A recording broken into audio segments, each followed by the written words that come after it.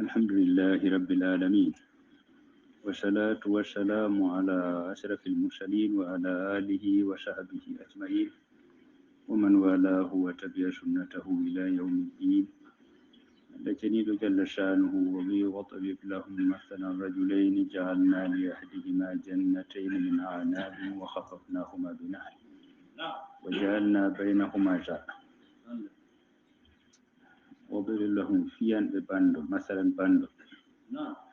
بندل من رجلين وربديدو جعلنا لأحدهما جنتين min mbaɗani goto maɓɓe gese ɗiɗi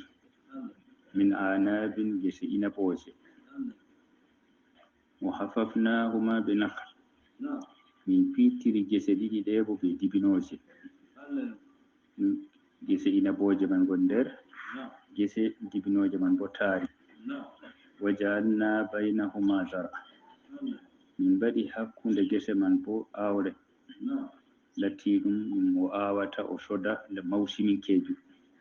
jannatayni kad ɗum gese duumiɗe leɗɗe dibinoje be leɗɗe inaboje man layi inaboje man caka man bo waɗana o waɗi caka man bo awe kañum bo latti mawsiminkeju ɗum wodi saison mum ɗon to wakkati man waɗi ɗum awe to ɗum ɓendi ɗum sode babal man lutta kadi bo sey to awoyama marrare wonde yani o wodi leɗɗe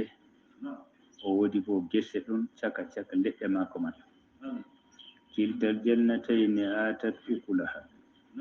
Allah cenɗo wi gese man ɗiɗi fu ɗe dokki ukulaha nyamdumaje samaroje maje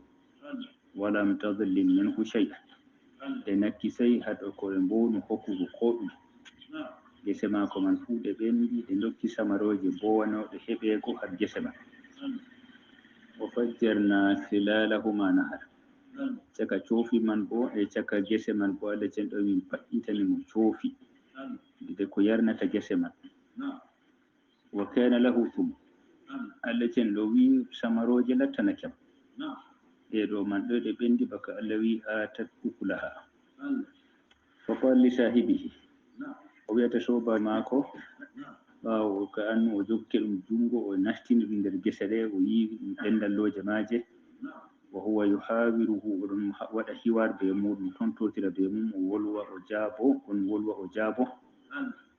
o wiyata sobajo mako mo o nastidi her gesa man o yina ɗum nde o wi ana aktharu min kamalan wa ajunafara mino mi ɓurete ɗuɗɗo jawdi kaw ɗo yiya ɗum be gite mako wa ajunafara min ɓurata bo ɗuɗɗo yimɓe wolɓe ɓawo bana ɓikkonji mako bana hadamu huwanoɓe mo wa dakhala jannatahu wa huwa zalimu li nafsihi o nasti aljanna mako wakkati e gesa mako ka alhaali wakkati o nastaka man bo o toñoriɗo hoore mako ɓe hawtango Allah cenɗo ɓe wulgo moƴƴere nde man bo nde Allah cenɗo waɗanimo to mami Shawki wi jannatahu ɗo o afni janna man foti o nasti gesa kaɗo ɓawo ɗon o wurti o yehi o nastoy kaabo laara kaya fu nasta ka istiklalan man ɗo habbira be jannatahu ma imami Shawkani wi oɗo mutazilinkejo tafsiro o kashaf ha deftere mo wiyete kashaf hanko bo jannatahu man ɗo o nasti aljanna mako ka o hoddirana ɗo wiyete aljanna mako duniya ndun gese ɗe amma aljanna ka Allah cenɗo siryani mumini en kam o heɓoytaka amma ɗum kam imami Shawkani wi ɗum dayi jannatahu kam gota nder geseji mako ɗiɗi caliɗi man ɗiɗi ɗon innama o wurti o nastidi ɓe on man har gesa kayam e wakkati o nastaka bo ɗon dow toñago hoore mako soyde andititko Allah ceniɗo jawmu moƴƴere e jawdi mako qala o wiyatamo o wondi man ma adunnu an tabida hadhihi abada mi yikkata gesa ka halkan foroy baka wari ni ka andu sababuji ko luttinaka ka fu ɗon ndiyam coofiji ɗon paɗɗita leɗɗe ɗon dari to kana wala keɓitongol ha hakkilo mako kam waɗan ni gese ɗe ɗe ngayi to ɗe garta ɗe ngalaka ma adunnu an wa ma adunnu sa'ata qa'ima sa'a darngal ngal ɓe yewtanta gal bo mi yikkatangal ngal baɗangal no sa'a darngal waɗan ɗum goɗɗo rewra Allah ceniɗo be jawdi ndi Allah cenɗo hokki ɗum man heɓa ɗum ɗo man heɓa mbar jari her alakira man o wi ɗum ma o yikkay ɗum ɗanngal ɗum jewtete ɗum noon amma o yikkata ɗum waɗa e wala in rudutti ila rabbi o wi hatta ngal waɗino man bo to mi lornama mi huuci her jawmam la ajidanna hayran minha munqalaba mi tawanno ko ɓurata marki am kiiɗo gese am ɗeɗo munqalaban wayitorde to mbo mi tawanno Allah hokkatam noon yani Allah hokkimo her dumen ɗo geseji man ɗi feccare man ɗo Allah yiɗimo wonno o huucino saare alakira man bo ɗummungal man bo ngal waɗanno bo ɗum bo Allah yiɗimo noon Allah hokkanmo tonno bo noon qalahu sahibuhu sobajo maako wi'atamo o wa yuhawiruhu ɗo tontotira ɓe maako a kafarta billadi halakaka min turab a hufranto jawmirawo taguɗoma diga mbulwuldi ɓe taguki babirawo ma diga maari summa min nutfatin hoti ɓawo ɗon taguma an bo har heƴƴe toɓɓere mani summa sawwaka rajulan o fonduma a goɗɗo o a wulan moƴƴere maako lakinna huwa llahu lakin ana imam shawkani wi tahlil man kam lakin ana amma min kam huwa min damiru shani haɗo amma min kam ko woni fiha am kam allahu rabbi allah on jawma wala ushriku bi rabbi ahada mi hawtanta jawmam allah cenɗo bo goɗɗo kan wonan oɗo man oɗo shirkana allah bo walawla is dakhalta jannataka o wi haɗino to a nastino aljanna ma qulta mbi'a ma sha Allah la quwwata illa billah ma sha Allah ma o bi mana alam mbi'a hunde kam ko Allah muyi hunde kam ko Allah muyi ɗum waɗata gesa ka ɗum muyo Allah cenɗo la quwwata illa billah woda sembe her faggudu ndu ɗo sey be Allah cenɗo Allah on timmini ɗum ɗum fuɗɗi waɗgo haɗi mbi'a noon to wakkati a nasti ngesa maɗa man in tarani ala aqalla minka malan wa walada to aɗon yi'a mi jonta min ɓurata famɗugo diini ma jawdi be ɓikkon fa asa rabbi an yu'tiyani hayran min jannati wadima jawmam hokkatam ko ɓurata ngesa maka wa yursila alayha husbana min sama Allah sen ɗo yofta dow maka keni jaatuɗi diga dow fatusbiha sa'idan zalaka ka weta ɗum hunde lesdi ƴeewdi ɓotowdi ka wirgo ka fuu ko woni dow maka man fu sotta ka watta ɗum lesdi lettindi potodirndi ɓotowdi bo ndi wala fungo dow mum waɗima Allah cenɗo waɗa noon ɗum kam yangada latti ka ƴiwan ka dow wara itta ngesa majum ka e foti bo aw yusbiha ma'uha ngawra wala yangada goɗka bo Allah cenɗo waɗa ndiyam majum ɗam ndiyam ngesa man ɗo wiyeta lattito ɓeɓɗam lugguɗam nasta nder lesdi falan tastadi alahu ɗalaba a wawata ɗaɓɓitigo ndiyam man ha jarnira ngesa man to ndiyam man ta'i bo no watta ngesa majum yorgo man noon nde Allah cenɗo foti wadda yangada dow ha latti ka bilanka ngesa man foti bo wadda yangada ngon kan les bo ndiyam man ɓeeɓa ɗo bo les ngesa man ka yanan man noon o hida bi sumurihi Allah cenɗo wi filtama samaroje mako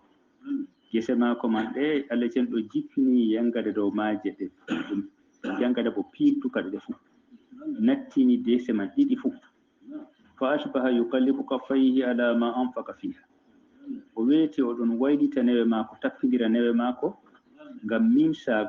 waɗimo dow ko o nafruno ha ñibgu gese man awgo ɗe hakkilana ɗe yarna ɗe ila akiri ko jawdi ndi o halkuno ha ɗon kay joni kam o miccititto o halki hunde maako hunde bo waɗino amma ɗum lettake ɗum ɗumanake wondo ni fo o ɗum no luttinno ko halkino bo dikkan waya khawiyatun ala urushiha gese man ɗe ɗe janɗe dow leece maje caɓɓaje wano bana inaboje majum ɗe kurmuje man o kanjum man ɗum waɗanten ha ɗum woɓɓoto ɗum laya waya kuulo ɗon wi'a ya laytani lam ushrik bi rabbi ahada taweno mi hawtanayno jawmam goɗɗo walam takun lahu fi'atun yansurunahu min dunillahi Allah cenɗo yo wala jam'are lattinde wallande mo ga en Allah wakkati mu yo Allah cenɗo nattingo gese man ɗe woda jam'are ƴimmotonde nde o wi'an noon min ɓuri diini ma min ɓurate malan wa aju nafaran o mi ɓurate jawdi mi ɓurate teddugo bo ɗurgo yimɓe wala jam'are wari ha fakanomo walla mo haɗa mo ko Allah celɗo muuyi wama kana muntasiran kanko be hoore mako bo lattaki o ballitotoɗo o jalotoɗo ko Allah fiɗɗi dow ngesa majum man ɗum ka lutta bana ka woni hunalika alwalayatu lillahi alhaq wa khayrun sawaban wa khayrun uquba ado adar ngal wilaya wodani Allah celɗo kanko latti ballowo tabitiɗɗo wa khayrun sawaban kanko latti ɓurɗo e barjari wa khayrun uquba kanko latti bo ɓurɗo e hokkugo wattan boɗɗo bari issa man imam Shawkani aran ɗo wi yoga mufassirin en bi ɗum misalu Allah fi to ɗum hunde huma muqaddaran gese man ɗiɗi ɗe koddiraɗe ha wangina qima ɗum har Allah ka har ɓi adama kam hani qima ɗum latto e Allah on imanu be kuuɗe boɗɗe man ɗe kanjum latti hani margo qima kanjum wotti valere wol latti ngol daringol ngol wala ko warata sottina amma jawdi kam hunde zinatul hayati dunya ba alicen ɗo ɗum jaage ngendam duniya ɗum nafojum wala shak amma na ɗum valere wol latti ngol ettretengol be muɗum hargal jihare Allah kam o hokkama jawdi o bo hokkaka ha Allah kam o man wodi ko nicata keɗɗo jawdi man dow o bo heɓay jawdi man ɗo ɗum valeur won ha Allah ɗum ima har Allah ceni ɗo nicinan ka goɗɗo dow goɗɗo ɗum kanano ɗum woni ha Allah kam ɗum misalu man fiya Allah kam ku imanu be kuuɗe kanjum latti ko mari ima har mako har etergal mako ko kanjum etata amma jawdi noon har goɗɗo wonde sembiɗgo laamu noon har goɗɗo latti ɗum maddinkeejum ɗo to ɗum o sobnotirayi be ɗum ɗo kam to ɗum sobnotirayi be imanu man be kuuɗe boɗɗe kam wala qima ha Allah cen amma to ɗum sobnotiri be kuuɗe boɗɗe be nuɗɗingo Allah man be hutinirgo jawdi man gal lawol khayru kana annabijo sallallahu alaihi wasallam o wi ni'mal malu salihu li rajuli salih ma dalla jawdi mbondi lattindi halal har goɗɗo bo lattiɗo salihijo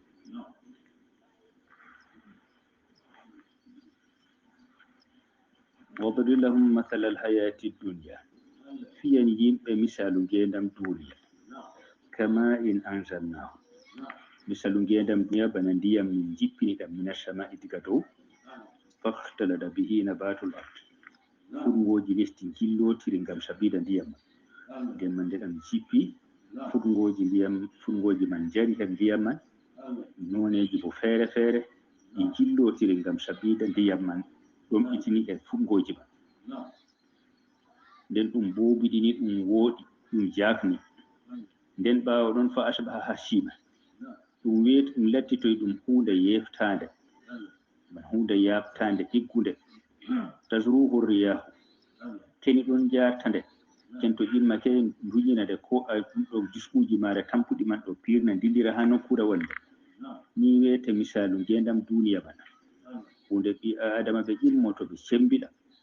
ɓe ngawkino her dow giɗɗe yimɓe nden ɓaawo ɗon Allah cen ɗo waɗa ko ɓe ngawkinori be muɗum ko imma ɗum kanjum ɗum sottata har juuɗe maɓɓe latto bana walla bo ɗum kamɓe man ɓen ɓe cotta ɓe acca ɗum nden ɓaawo ɗon kanjum man ɗum tilfa latto bana misalu oɗo fungoji buuɓi ɗin ɗi jari ɗomɗiti ngarnake har giɗɗe yimɓe ɓaawo ɗon goɗɗum ni wari woppake ɗum hendu ɗum lattitake ɗum jorɗum ɓe taygo ndiyamji man ɗo kosɗe jabta ɗum keni jarta ɗum dillira nokkuy goɗɗe ane ɗum duña man no ɗum sembiɗiri no ɗum jakonori fuuni mana man ndu famat du sanne wa kana Allahu ala kulli shay'in muqtadira Allah ceniɗo o laddake o timma bawɗejo dow kala hunde nde o muuyi fu almalu walbanuna zinatul hayati dunya jawdi be ɓikkon ɗum jaage ngendam duniya walbakiyatu salihat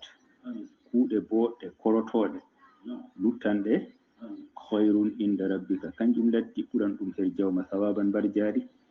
bo khayrun amala kanjum latti bo ɗuɗɗum ko tammorte awete ɗum tammorte ɗum ha Allah cello wa yawma nusayyiru ljibala wa tara al arda bariza siftor nyalaw mare nde min dillirta koseje gi'a lesdi man ndi pettundi banjundi wala ko wirnata ndi, na lekki na hosere na luggere, ndi pat ndi ɗon fottiti latti ndi fu ndi ɗo wanki wala ko wirnoto har juskuji maari. wa hasarnahum min mooɓi yimɓe falam nugadir minhum ahada, min accai her maɓɓe goɗɗo. e sunnaji Allah cenɗo lesdi man ndi ɗo ragare zamanu man yeeso ko ƴummogal man ngal waɗa ndi momlotondi. Allah cenɗo waɗan sunnaji muɗum ko momlata lesdi man, sampita koseje man ɗe, itta ndiyam man bo fuu dow lesdi man ɗo, ɗam ɗumano ɗam saya ɗam watta curka ɗam dilla. logoji man ɗi logoji maaje mawɗe her ndiyamji man mbaari ɗo latto ɗum hebbine, ɗum dimɓe ɗum fuu ɗum fotita, ɗum shirya wurtingo ɓen walinoɓe nder lesdi man. to ni man waɗi man Allah cenɗo wi min mooɓaɓe, min accataɓe goto nder maɓɓe goyteteɗo ɗo wali nder lesdi man immintake. wa urudu ala rabbik, ɓe piƴƴinama dow jawma, to ɓe gurtinama har lesdi man ɓe ngara ɓe piƴƴine dow Allah cenɗo, ɓe daro yeeso Allah cenɗo her darngal saffan ɓe saffuwol, wiyama moggal maɓɓe fu wiyama saffuwol ƴettingol bana saffuwol tarotongol, walla bo wiyama kala annabojo goto fu be ummatore muɗum saffuwol. Allah cenɗo wiya ɓe lagad jitumuna kama halaknakum awwala marra, on gartani min bana min taguno on marrare arande, on gartino on ɗonno nder on jeeɗino on ngari on pinti on her dunya on ngalano, nden pinɗon tawɗon ko'e moɗon har dunya, e hande bo on pinti on ta'i koye moɗon har alahira. bal accu za'amtum, on ɗon aaƴa allan naj'ala lakum maw'ida, on ɗon no aaƴa min mbaɗantano on iinorde nde moɓeteɗon on fuu har mum. wawdu alkitab, Allah cenɗo wiɗo ni man waɗi reji ballinte her imma har misaneje ngam ekku kuuɗe, imani bo ɗi ballinte her jawmi juuɗe jawmiji en. fataral mujrimina musfikina mimma fihi, gi'a bifɗuɓe ɓe jotananɓe ko woni her ɗerewol ngol. wa yaquluna, ɓe ɗon mbiya ya waylatana ma li hadha alkitabi la yugadiru sagiratan wala kabiratan illa ahsaha. mbiya o wiya ya waylatana, jobone amin, o noddan waylu mako. ma li hadha alkitabi, ko wonani ɗerewol ngol, la yugadiru sagiratan wala kabiratan, ngol acca hunde famarde wala maunde, illa ahsaha, sey ngol hetan ɗum, ko huno man fu o giyanɗo ɗum, anditanɗo ɗum. malaika en Allah cenɗo sajjili ɗum, sajjilan ɗum bo sajjila ɗum man bo andi ɗum kanko on mat huno ɗum nokkuje o huno, ko kala ko huwi fo yiyan ɗum ba kanko huwi. jaɓi ɓe adama joni ɓe mbaɗi kujeji sajjilan sura yimɓe, ɓe mbaɗi hunde sajjilande sawtu yimɓe, ɓe mbaɗi hunde sajjilande goɗɗo oɗo dimbo huwa to nden. amma Allah cenɗo ko ɓi adama Allah cenɗo huwata kam na urfindirtake larditake be ko ɓi adama huwata. ɗum ɗo ɗum ban kuwete ɗum ha ɓi adama, ko ɓi adama huwi ha dow lesi ɗo, to wonɗo ɗum wari ɗum feƴƴinama dow goɗɗo sekata ɗum kañum, oɗo huwa kuugal ɓe ngari ɓe enregistré ngal, ɓeɗo giya ko no o dimborto no o huuri timini kuugal mako fu, ngal sappinimo nda ɗo wayni ɗum kuugal ma, o wawata wigo na ɗum kanko, o andi kattu nonnon, amma ɗum sajjila ɗum wakkati o huwata. ɗon kuuɗe ɗe yimɓe kuwata man pat sajjilaɗe ketaɗe, tati jirgi man ɓiɓɓe adama tampuɓe man dano mbaɗi sakko laamu Allah cenni, nden o yi'an ɗum o andi tan bo kala pamarum ɓe mawɗum ɗum o huno fuu ɗum bangan har yeeso mako, andi ɗum nda kanjum o e ko waɗi ɗerewol ngol ni pamarum ɓe mawɗum fu ngol accata sey ngol heta ɗum. wa wajadu ma amilu hadira, Allah cenɗo wi ɓe tawi ko ɓe kuwi man jalirɗum, kala ko ɓe kuwi fu ɗo ha magol. wala yazlimu rabbuka ahada, jawma o toñatako goɗɗo, o ɓesdana ɗum lattum kalluɗum ko huwi, walla ustana ɗum boɗɗum ko huwi waɗata, wala haaji her Allah ceniɗo, wala buki her Allah ceniɗo jeniti, wala no toñatako ɓe ɓesdugo, o toñotako ɓe ustugo. wa id qulna lil malaikati isjudu li adama, siftorde min mbi malaika en cuuɗane annabi adama, puroɗon kofnon mo, wiyete sujudidigo man naati lippotinde her lesdi baɗante ɗum Allah ceniɗo. fa sajadu, Allah cenɗo wi ɓe cuujidi bi mana ɓe kofni illa iblisa, si iblisu kana minal jin, nde lattake e andal Allah cenɗo nder ginnaji, makko nde latti jottaka nder ɗum nder mobgal malaika en bo. fa fasaka an amri rabbi, lostingel acci umrore jawmike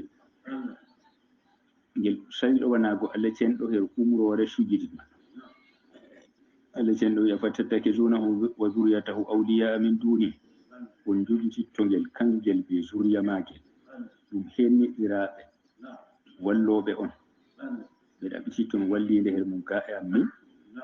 wa hum lakum adu alhaali bo ɗum konne en moɗon bi'sa lil zalimina badala halli toñoɓe ko ko ilati ɗum battudi cuɓi zuriya iblisu be zuriya mum walloɓe ɗum ɓe cuɓi ɗum dow Allah ceniɗo halli battudi ɓe ko bismillahir rahmanir rahim alhamdulillahi rabbil alamin